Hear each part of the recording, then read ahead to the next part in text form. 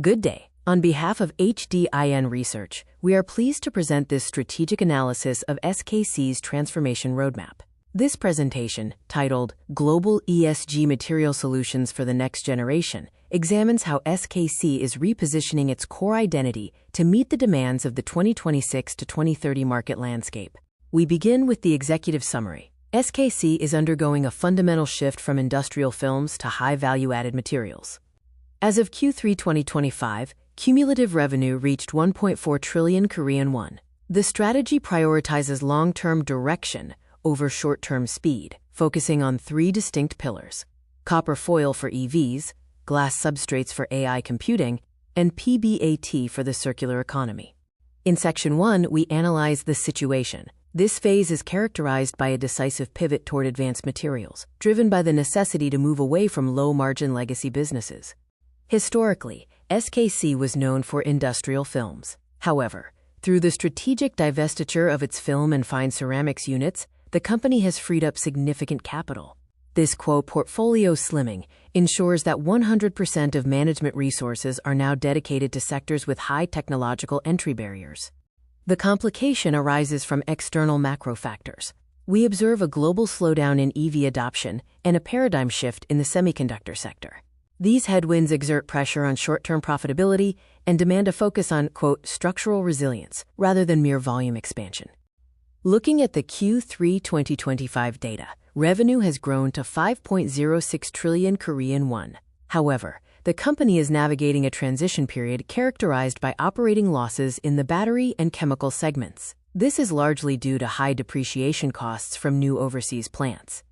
The primary financial goal now is maintaining net debt below the 2.5 trillion Korean won threshold. Section 2 presents the answer. This is SKC's strategic response to the current market complications, centered on the principle of selection and focus. The solution is a three-pronged approach: specialty solutions in batteries and chips, sustainable environments through biodegradable plastics, and stakeholder happiness via advanced governance models. SKC's objective is to provide optimal price-to-quality ratios through technological superiority. In the battery segment, SK Nexilis remains the cornerstone. The development of V-copper foil targets the next generation of cylindrical batteries. By shifting production to Malaysia, the company is significantly improving its cost competitiveness in the North American market. Our data indicates an aggressive capacity roadmap. From 52,000 tons in 2024, SKC aims to reach 140,000 tons by 2027. This expansion is strategically localized in Poland and Malaysia to stay close to global OEM hubs and mitigate supply chain risks. Within the semiconductor division, the integration of ISC has been a major success. Holding a 90% share in silicon rubber test sockets, this segment is a high-margin engine for the group, specifically targeting the AI and high-bandwidth memory (HBM) markets.